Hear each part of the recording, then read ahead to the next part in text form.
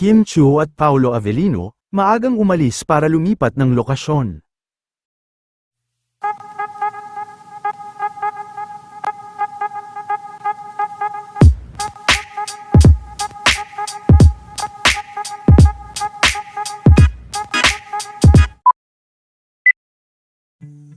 Matapos ang successful show nila Kim at Paolo Avellino kahapon, ay kaagad naman silang umuwi sa hotel, at mapapansin naman na suot na nga ni Kim, ang jacket ni Mr. Paolo Avellino, para matakpan ang suot nito kahapon, at ngayon araw naman ay maaga pa lang ay umalis na nga ang dalawa.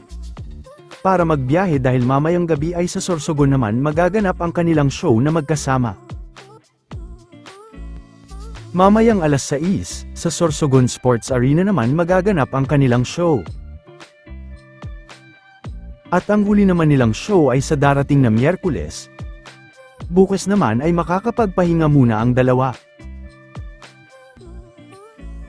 Bukod sa kanila ay madami pang ang invited artists sa Surigao del Sur. Samantala ito naman ang ilan sa naging komento sa kaswite nila Kim at Paolo kahapon, hanggang ngayon din ay top trending pa rin ang Kim Pao. Partida naman Pao, ikaw pa may sakit niyan sa ngalan ng isang Kim Chiu siya na nagpaubaya sa jacket, himlay malala, sadyang team panatag.